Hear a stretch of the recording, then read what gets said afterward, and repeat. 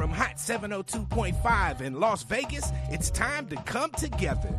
Rainbow Dreams Educational Foundation presents the 24th Annual Las Vegas Juneteenth Festival, going down Saturday, June 21st from 4 to 9 p.m. at the Expo at World Market Center, and it's free to the public. Catch R&B icon Tweet live on stage, plus performances by Kiss Kiss and the Squad, Darnell Alexander, Unk and the Nephews, and Las Vegas's pop princess Ray Millie. Hosted by DJ Ambeezy with Not a Boy DJ and DJ Kelly J on the ones and twos. Stop by and visit the Hot 702.5 FM live remote tent and check in with our on-air personalities. Shop the vendor marketplace, hit up the food trucks, and enjoy surprise guests throughout the night. Presented in partnership with Google, MGM Resorts International, Live You Equals You in the city of Las Vegas. Come together this Juneteenth weekend to celebrate freedom with Tweet and Rainbow Dreams. Get your e-ticket now and be entered to win one of our fabulous prizes. Visit June19LV.com. That's June19LV.com.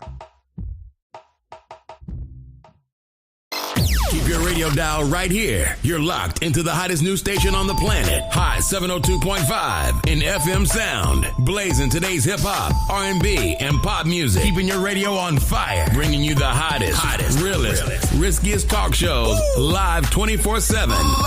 On hot7025fm.com. Hey, it's Icarice, and I'm here to tell you about Hotcast for Podcasting. We are a podcasting studio located in Las Vegas, Nevada, in the Hot 702.5 FM studios. You can book online at hot7025fm.com. Just click on Hotcast. You can book and find your times right there. Thank you for booking with Hotcast for Podcasting.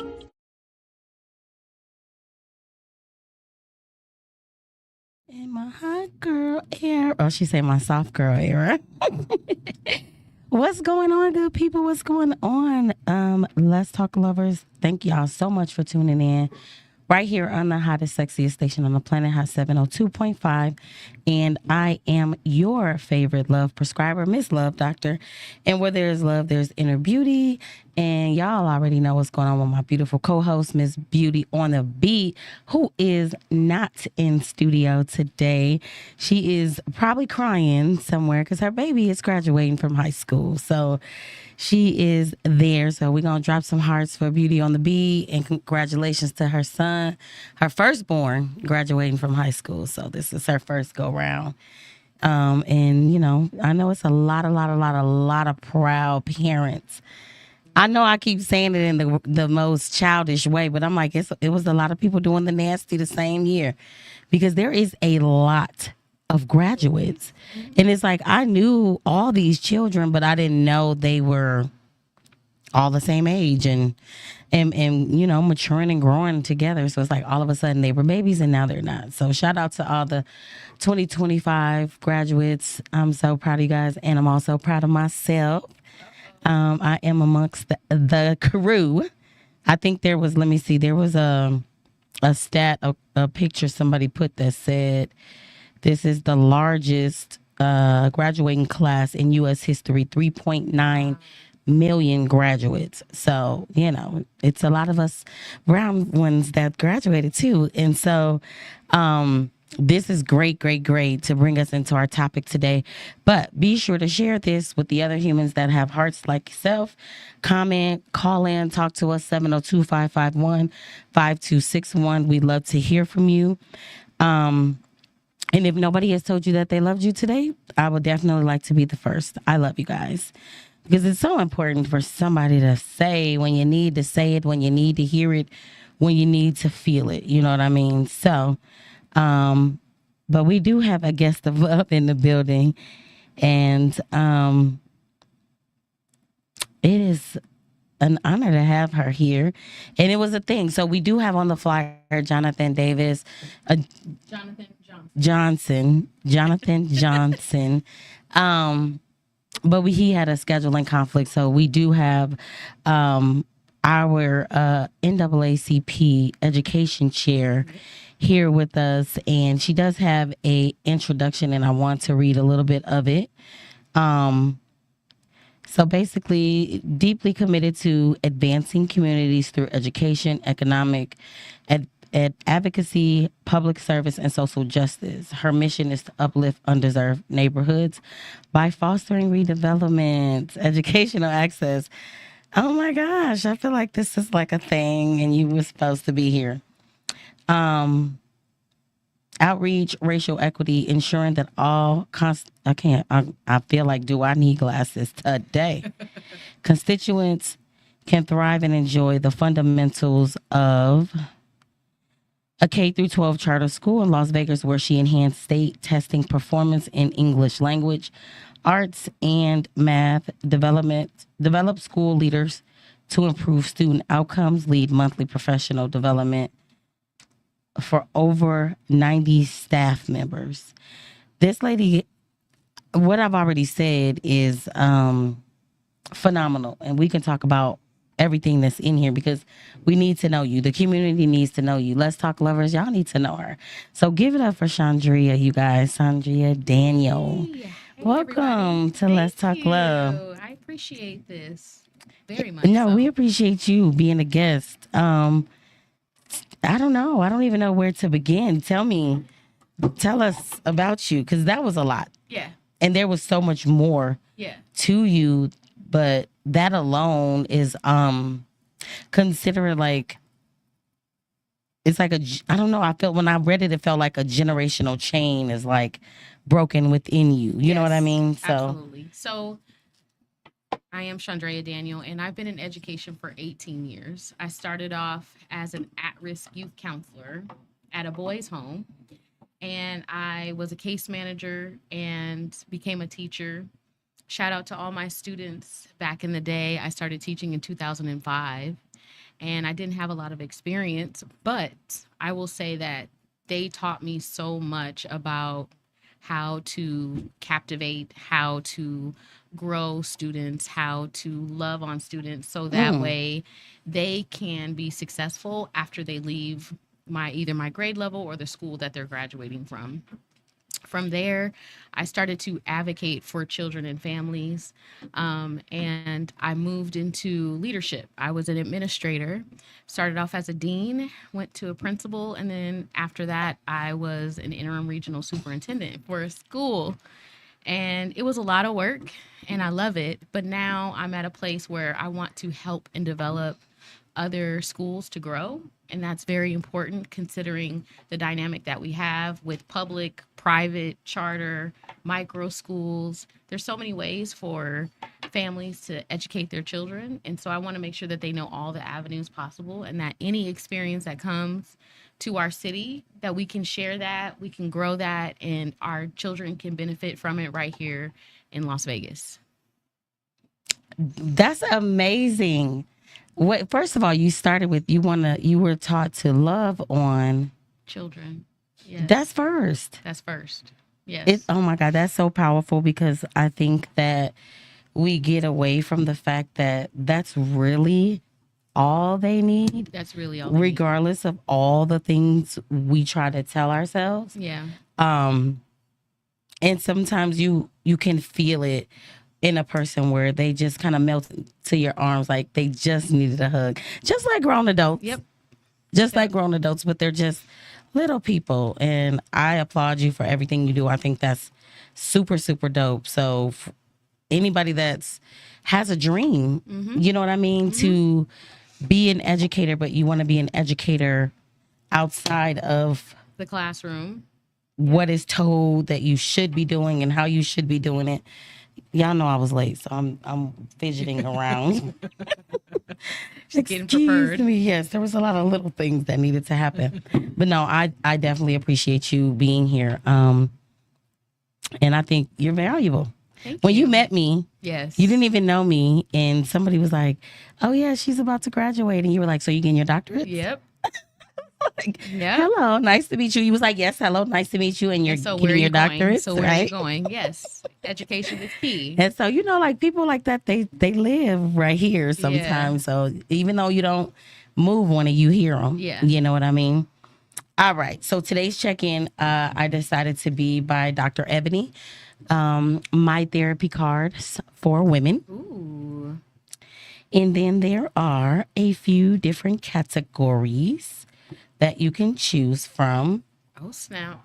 You can choose from habits. Okay. You can choose from mindset Ooh. or triggers. Dang. I think I'll do habits. I'll do Okie habits. dokie. Yeah. Artichoke. All right. Oh one of my those. gosh. Drum roll. So I read it and answer it? Yes, ma'am. Okay. Which habits do you want to develop to push you closer to your goals? Ooh. Ooh. I think sometimes I am a procrastinator. And for a long time that has been beneficial because being in school, like you can somewhat wait to the last minute to turn in your assignments or get things done. And I've always been able to do that as a studious student, a professional student. But I think as I have so many balls that I have to juggle. I have so many responsibilities. I'm a bonus mom. I'm a fiance. Congrats. I'm a business owner. I'm in school for my doctorate. I help and support with NAACP. And so being able to not procrastinate and really plan out as strategic as possible can help me make my goal come true, which is I want to graduate next year. So Yes. that's the goal. Yes, for sure. I love that. I want to be there to celebrate said graduation. Hampton University, let's go. I definitely am thinking about like a HBCU. Yeah. Don't Yeah. think, do. I know, but my current school is on me, hounding me. Well, So you can we'll always talk go about back. Yeah, We'll you can talk always about go it. back. You can always go back. You can always go back. All right, so I'll do habits because you did habits. Okay. Which habitual thought or behavior impacts how you prioritize yourself? What's habitual thought or behavior? I think I talk negative because when I do procrastinate, when I feel I have the time, Yeah. but in reality you should be using all the time. Yeah. You really don't have the time to think about the time because all of a sudden then the time is here. Exactly. And now I'm pressed to get it done. And I'm thinking of it. It's in my thought process. But it goes back to what you're saying with procrastination. It's like, am I a procrastinator or am I like thinking that I just have more time than what I really have? So I put other things in that place. So that's something that I have to like switch the mindset to be more kinder to myself because I do get things done, but I still go back to like, well, what were you doing? Were you wasting your time? Were you like, I never feel I should be wasting time. And sometimes my body just needs A break. time. Yeah. And I'll be sitting there like I literally fell asleep on the couch and there was laundry on the couch that I was supposed to be doing. And I just leaned over and I woke up at like 3:30 in the morning like I was tired. Yeah. I was tired. So I have to be kinder to myself in that space. Yep. Absolutely. All right. Well, we've checked in with each other. Thanks. This was awesome. Yes, yes. All right. So let's get to our topic today. So when I talk about love and the fact that relationships with solid foundations also is something to build and have legacy. Yeah. Right. It's important that we leave these levels, and we often talk about the power that being educated holds, and why the people who know, the smarter that you are, Right. and the more intelligent that you are, the more superhero you become. right? And I saw a video today. I didn't listen to it, but it said it was I've been wrapped up in Congress and all the foolishness, right? It just makes me sick. And I feel like that could be cause of why I'm exhausted too, because I'm an empath and I can't believe what I'm actually witnessing. But it said this is the reason why they didn't want us educated. And I don't know why I didn't click on it, but hopefully, the algorithm, it hears me. So it'll bring it back up. But clearly it was something that was said, because there's in there listening, you don't even need an education, obviously. But you and our guests, because I still have to pivot the conversation, you guys did a huge thing that is worth knowing about. Full support and getting behind. And this show is a solutions focused show, and so the way his introduction was written, it made me think of like why it is important. What is the solution for us to build generational wealth? Yeah, absolutely. And how is that associated with love? Just based off of what you said. Yeah. And then how his is written. And then I was like on the website for the school when I started to like put the questions together. And you said love. And I have love and education together. So in your opinion, why is that important? Yeah. I have seen so many different educational models, so many different schools. And as an NAACP education chair, families come to us for help and support because of safety, because they feel their children are not receiving an equitable education. There's just things that are happening in their system, and they stay within that system because they are not sure what other avenue that they have. But they do have empowerment to research, do their homework, and find an alternative to education. And so when I met Jonathan, he talked to me about his school model that he has, and Rooted School Las Vegas is opening up this fall. It will be a free public charter STEM high school. I've learned how to summarize that. Free public charter STEM high school for this year 9th through 11th grade.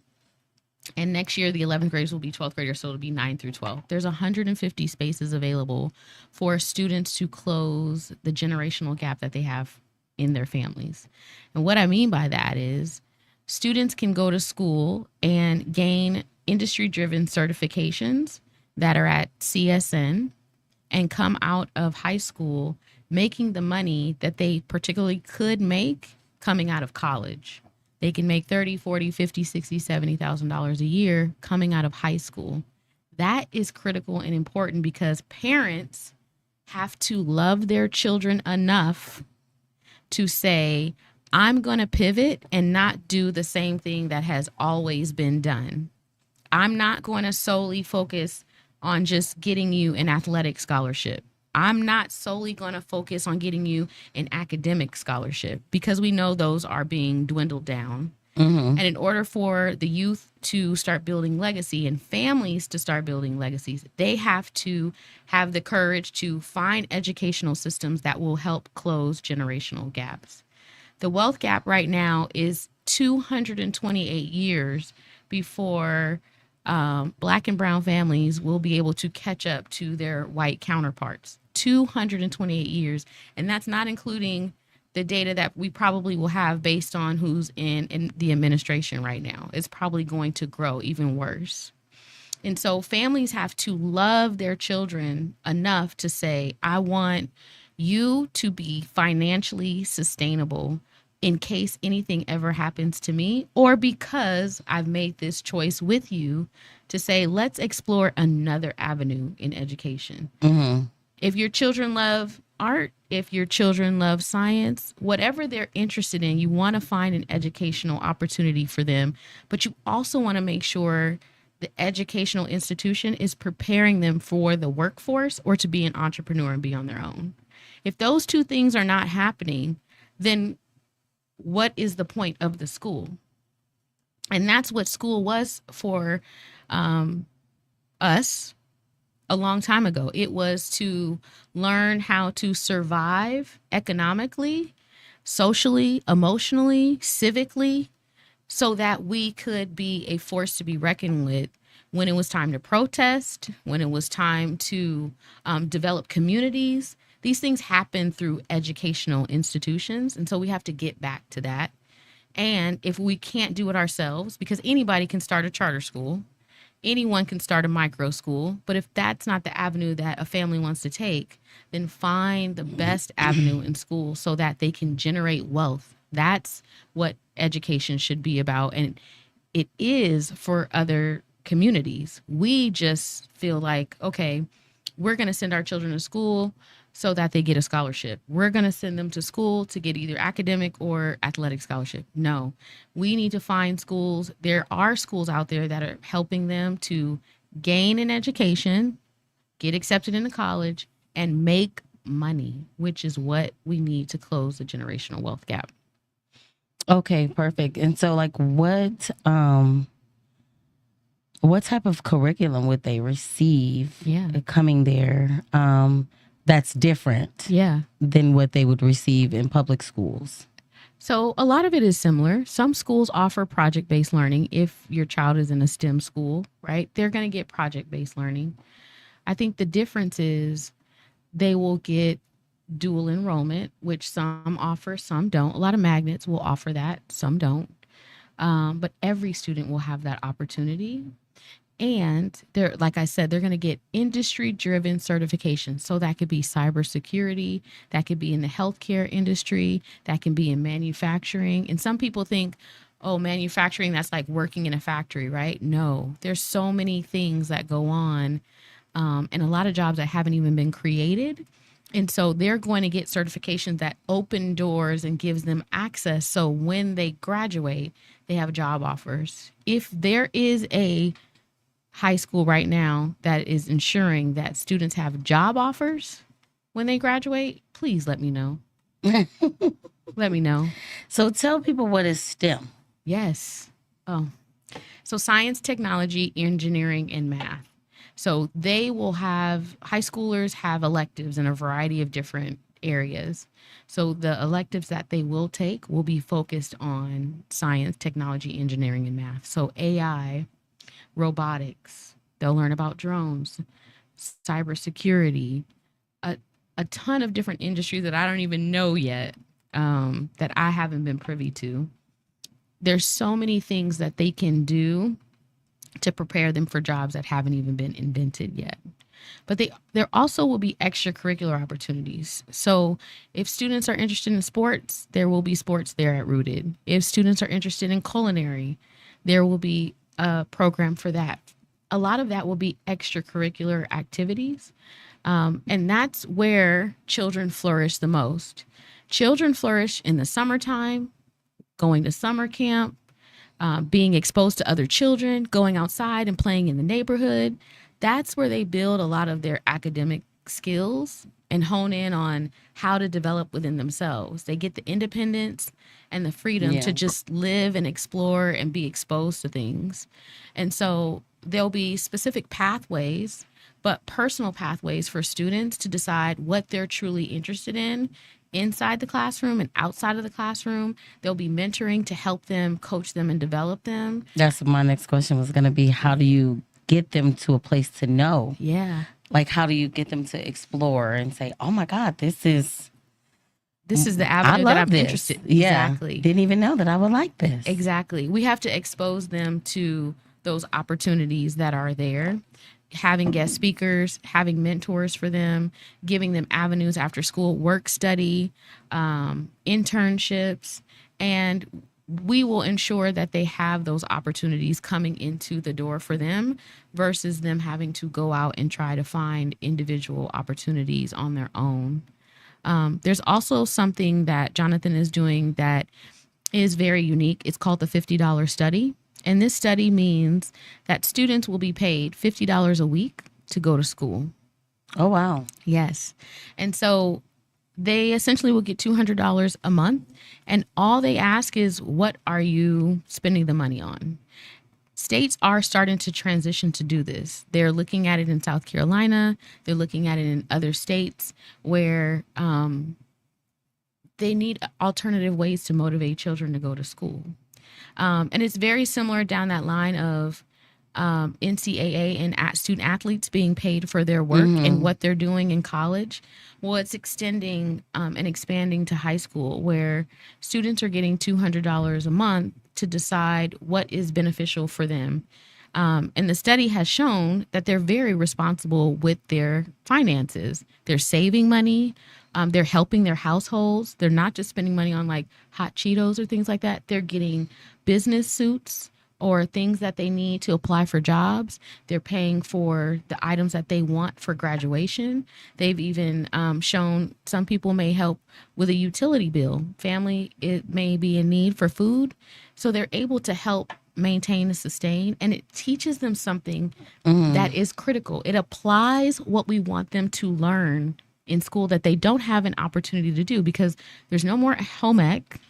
Right. There's a little bit of financial literacy, but that's on the scale of what is a loan and, what do you need for a bank account, things like that. But the practice of having money and being responsible for it is not learned until you pretty much get on your own or in college. And it's by a fluke. Like, exactly. If you don't have somebody to teach you, I think that is so powerful, because it already gives them a sense of purpose, especially by the time they're in high school, because they're transitioning from teenager to young adults. Yep. So they're already like, oh, Mom, I want to get a job. Yep. Most of them want to get a job by 16. So I think that holds a lot of power. But as you were talking, I was thinking about the first job I had, right?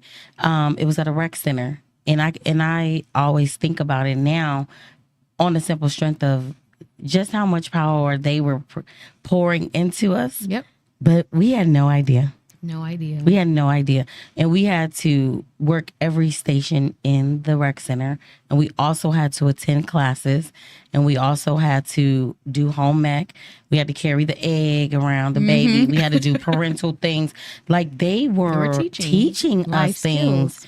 And I was like, no wonder I know how to be a receptionist or administrative assistant. No wonder I know how to be a cashier in customer service. No wonder, because they taught you every station. And I was like, that's so well-rounded. And I always think about the fact of going back to like, let them know what they produced. Yeah. You know what I mean? Not Yeah. even back then. We just was like, girl, we going to the rec center and it was fun and all your friends were there and you were making money. Yep.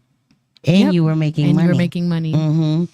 So that's pretty cool. So tell me the history. Like, how did this come up? My best friend said Oxford. That was our first job. They got us shop, didn't they? They got us together. My first job was at Ross. It was Ross. I had to go to the back and organize all the clothes. For like $6 or something per hour. That lasted a day. One day. It did. And then I went, but it was a work study program at my school. And I went to a school and there was a 5th grade teacher and I was her assistant. And that's how I got into education. So like it gave me the exposure of something because I wasn't sure what I wanted to do. And I've been in education for so long now because of that opportunity when I was like a sophomore in high school. So it just opens the mind to give exposure to what is possible. Yeah. But tell me your question again. The history, the background. How did it start? So 2014. What's the seed? Yeah, 2014, Jonathan started Rooted School. He was a teacher himself. He is from Southern California, moved to New Orleans right after Hurricane Katrina and started teaching. One of his students was tragically killed. He was 16 years old in the 8th grade and started not going to school to make ends meet. He was a drug dealer, and something ended up happening where he was killed. And so from that, when they were at the funeral, they learned that the student was on track to receive high honor and tested really well for what's called TOPS, I guess, in New Orleans. And so he was, able to possibly receive scholarships. It would open up a lot of doors for him. And when he started, his reading level wasn't where it should have been, but over that time that they were together, he was able to improve. But his life was cut short. And so Jonathan thought, what is a way that I could still contribute to education and help expedite the opportunity for students to be able to make an income without having to have the alternative to choose something that could potentially end their life? And so then he started his charter in New Orleans, and then he branched out to Indianapolis. He's branched out to Washington, and he was asked to come here to conduct his model here and replicate his school here in Las Vegas. One, there's a need, right? There's always plenty of students who are on the waiting list for charter magnets, private schools. There's a lot of waiting lists. People are waiting around to determine what is going to be the alternative for them. And so he took on this opportunity to start a school 2 years ago, maybe 3 years ago. He's been on this journey to open up this fall. So he's ready, he's eager, and we have a variety of students who have been accepted so far. And Sunday we're going to have a celebration for everybody, founding families and founding students at the historic West Side School. It'll be Sunday the 1st, 5 p.m. to 8 p.m. to just say thank you. And the community is invited to that because it's about being rooted. So the partnership has to be there, where not only we're helping those 150, but how do we help the community gain the same resources and access that the students are receiving. That's so dope. So, okay, I do want to know more about him, but I know what to ask. Yeah. But where did the word rooted come from? Like, how did that start? Yeah, that's a good question. I've had this conversation somewhat, but I would say the word really does symbolize, like, if students are invested in, if students are rooted in their education, they will flourish. Mm-hmm. And the root is financial literacy. The root is generational wealth. The root is financial freedom. That root is something that we as a community have always strived for our own, strive for success through education and beyond, right? And so in order for that to happen, you have to be rooted. You have to be invested in what is happening next. And the beautiful thing about it is you don't have to take so long to be rooted in your community and in your finances. To be able to expedite that process, to go to college knowing you have income and you have finances and you have sustainability, that's being rooted. I'm investing not only in myself, but I'm creating a legacy for the children that I don't have, right? The family that I haven't built yet. And I can help my ancestors. I can help those who have worked so hard to lay the foundation for me up until this point. That's rooted. That's deep. Mm-hmm. That's deep. You said something and I was like, I wanted to try to stay with it, but you was like on a roll. But I think that the question I had was, what do you think that we can do to, especially in a pro-social way? What I wanted to say about what you said was it keeps stress-related mental health issues down. Yes. Because you don't go into the world financially stressed. Right. And or trying into to debt. figure it out, Right. So when you were talking, I'm like, oh, yeah, that's a good thing. So, but what do you think is a nice pro-social way for us to make the community more aware of how important education is to the the generational wealth that we're speaking of, and how powerful it really is for them and their family? Yeah. What I will say is certain communities start preparing their children for SATs in the 5th grade. Mm-hmm. Sometimes in our community, we're not starting until the year before they have to take the SAT and ACT. So it's about planning early as possible. And once you know better, then you figure out the fastest way to do better. And so what that means is, how do I expedite and close the time it's going to take to build wealth in my family? And how do I show my children how to do that as quick as possible, whether they become entrepreneurs, whether they find out different school opportunities. Every year I believe it's in January, there's a school choice fair that takes place. And a lot of the schools are there: private school, charter school, public schools. Public and charter are the same thing. I just will say that. Micro schools.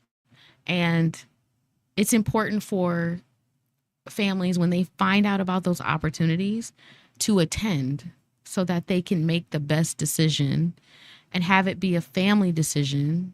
And sometimes students don't know what they want to do yet, right? And so parents have to look at, well, what is the industry saying? What is up and coming?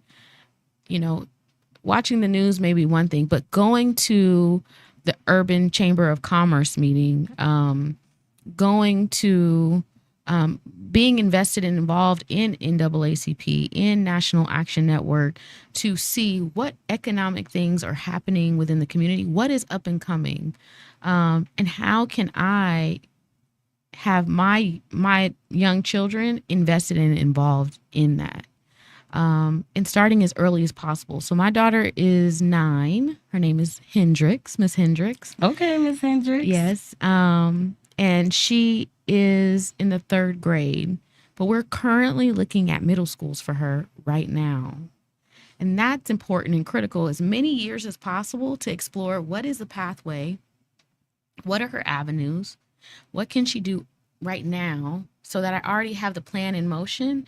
Because 1 year, right, is not enough. 2 years is not enough when other communities are already focusing 6, 7, 10 years down the line and preparing them for the things that they're going to be exposed to. So just thinking about things on a longer scale, a 5-year plan, a 10-year plan. You know, where do I want her to graduate? Do I want to homeschool her? Do I want to, because I plan on traveling and living my best life when she gets like junior high. So do I want her homeschool so she can come with me on those excursions? There's even schools, you know, like almost like boarding schools where children go away. I wouldn't say go away, but they get an exposure to just concentrate on school in a different form or fashion. That's an option. But trying to learn a multitude of ways that a child can be educated based off of who they are and how they like to be loved. Because based off of that, that's where they're going to flourish and learn who they are as fast as possible, so that they can generate not only wealth, but have a strong foundation in who they are. And I still believe that college is important. College is like fun. College helps you build so many other skills that high school can't do. And it's just, depending on where you go to school, it really is a different world. And I think as many children should experience that as possible, because it is your gap before you do have to start really paying all those bills and all those things like that. But families have to be paying attention as quick as possible to how their children like to be loved, what they like to do, and exposing them to as many opportunities and access as possible.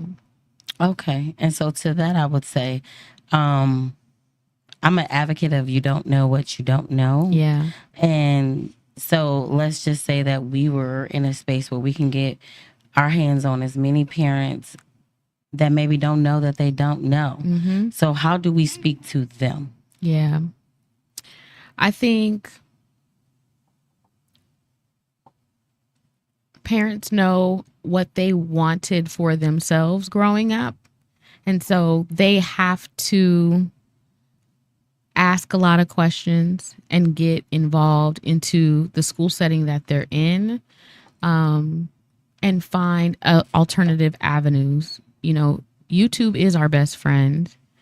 Google is our best friend. University. It is a university.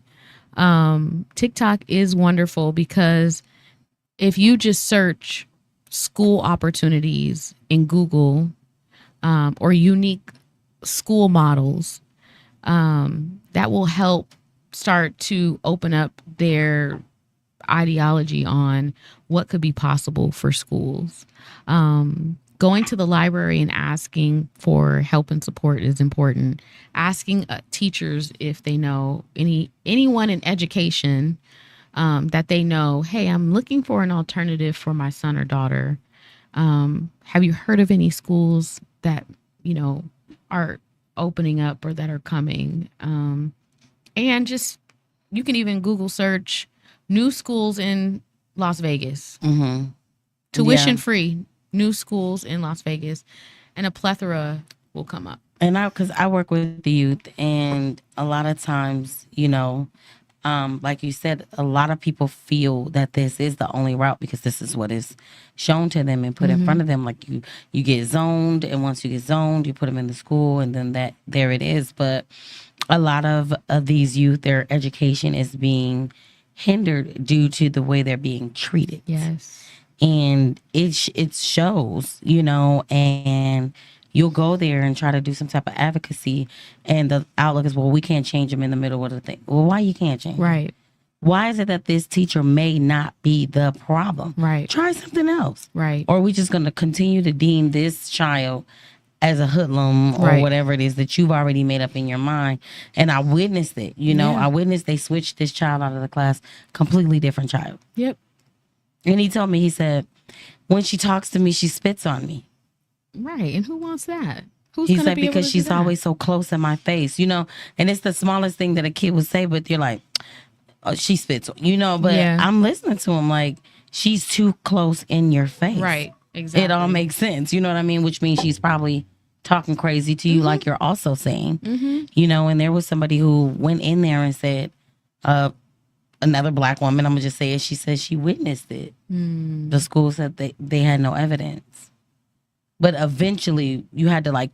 You have to push. The police You have came, to put the fight. baby in handcuffs. Just all this traumatic stuff that happened when you only could have just tried Right. to switch the class. Right. So they need to know about schools that look like you, Right. that is for you and Right. want to pour into you and love on you, Yep. and not only just educate you, also make sure that you're you have safe. financial backing as soon as you step out of the classroom. I think that's something completely Yep. amazing. Yep. So, the funny part is all of my questions, you answered them. So in reality, we could just have a candid conversation Yeah. about why this is so important. You know what I Yeah. mean? And what is it that we want people to know? Yeah. Well, I will say this. As an educational chair for the NAACP, please reach out to us if you're having any issues with discipline, with implementation of IEPs, where you feel like a school is not supporting your child in their education. We will try our best to provide some advocacy work for you. We can help and support with finding legal counsel if necessary. And that goes the same with the National Action Network. Those organizations have been so instrumental in helping and supporting a lot of families through the work that's necessary for families to say, I do have support, and no, you're not going to just treat my child any kind of way. And you can move your child to a different school while you're still holding that other school accountable. They don't have to stay in an environment where you feel they are being mistreated. It would be no different if they were mistreated on the street. You wouldn't continue to say, okay, keep going to that street, Yeah. right? You would remove them from the situation. And so, Yeah. you weigh the pros and cons of what they're receiving as far as their academics and make a family decision on, is this the best avenue? And if it's not, research, find another avenue, take your time with it. You don't have to rush. Ask a lot of questions and make sure it's the right choice for your child and your family. You don't have to stay anywhere where you're not welcome or you're mistreated. And that goes in anything. Message. Yeah. So if they were to need to reach out to the NAACP Health Education Department committee, how would they get in touch with you? Okay, I should know the website by heart, but yeah, I want to say it's... While she looks for it, I'm going to talk about an experience, right? And this is why I keep saying that we are far more powerful in numbers than we're not. That's why we're deliberately trying to be divided, right? And the people have been pretty successful in the division. But we were, and I probably have told this story before, but we were at the park and we used to barbecue all the time, right? Like Saturdays was our day. We meet up.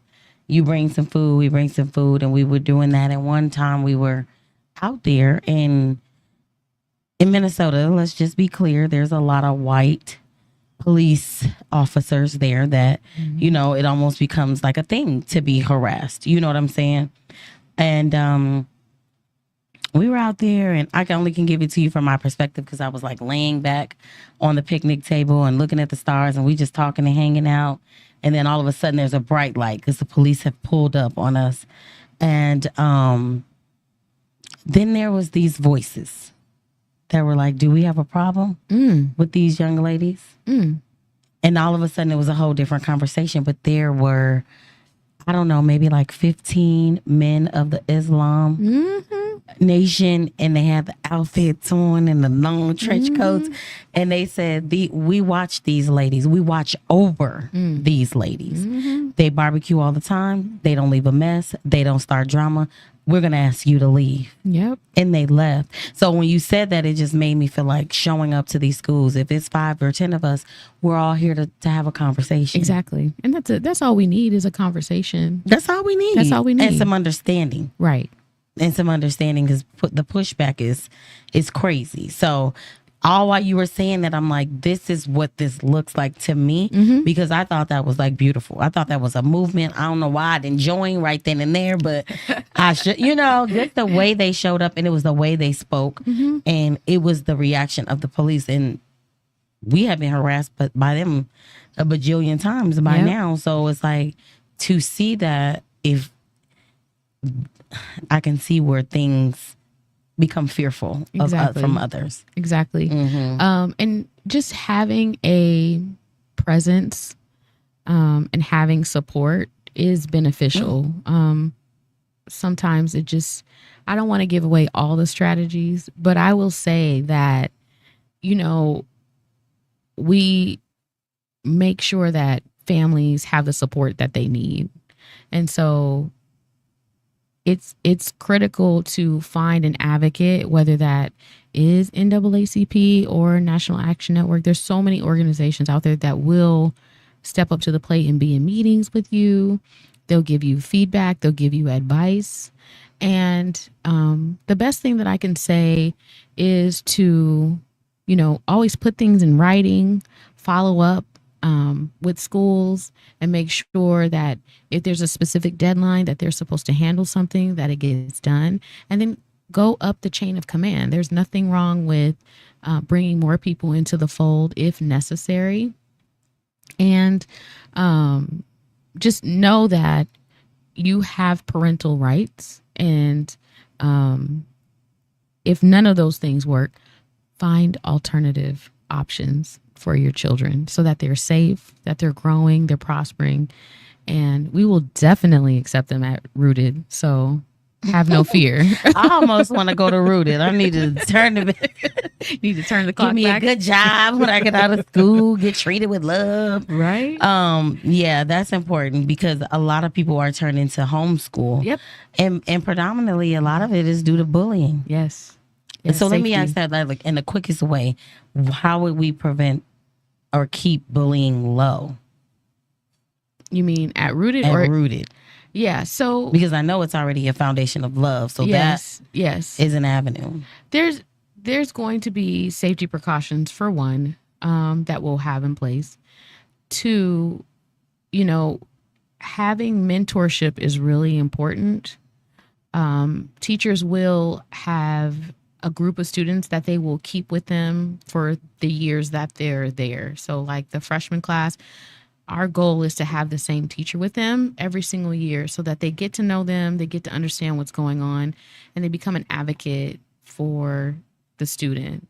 I think laying a strong foundation of respect and being respectful is important for students. We have to model what we want them to do, right? And so sometimes certain environments, adults may not be modeling. And sometimes certain environments are not addressing the bullying right away. And there are laws to that. And so if a school's not following those laws, it's important to hold them accountable. And I would expect the same thing at Rooted, right? So if there is a notification about a bullying incident, there's so many hours that had to take place where that is immediately addressed. Luckily, our campus is not super duper large, so they can, get the support that they need really quickly. I love that. That was like the best answer. And I need every school to model that because it's real. So we do want to make sure that, families can contact you if possible. So let them know. And if you want to give out Rooted's information, address, and the invitation to the block party, which everybody should come to. Okay, so if you ever need any advocacy work and you want to join the NAACP, which we highly recommend, the website is www.naacplasvegas.org. That's one. We also have the National Action Network. I am the membership chair for the National Action Network. Okay. So we are always looking for new members, and we're about the business. So please just Google search National Action Network Las Vegas, and you will speak to me in order to help you gain membership. Is there a due? It's $25. Okay. Both are $25, so not an issue. But I will say for Rooted School, you can go to www.rooted, ROOTED, school, cc.org. You can call 702-608-6883 if you need information. And we are currently enrolling, although seats are filling up very quickly. But we're having an enrollment event / community event, and just thanking our founding families. That will be this Sunday, June 1st, 5 p.m. at the historic West Side School. We'll have games, we'll have prizes, a game truck, STEM, food. So come on down. Make sure you guys are there. Tune in with us next week. Thank you for being our guest. Thank you. I appreciate it. I love y'all. Bye. Keep your radio dial right here. You're locked into the hottest news station on the planet. Hot 702.5 in FM sound. Blazing today's hip hop, R&B, and pop music. Keeping your radio on fire. Bringing you the hottest, realest, riskiest talk shows live 24/7 on hot702.5fm.com.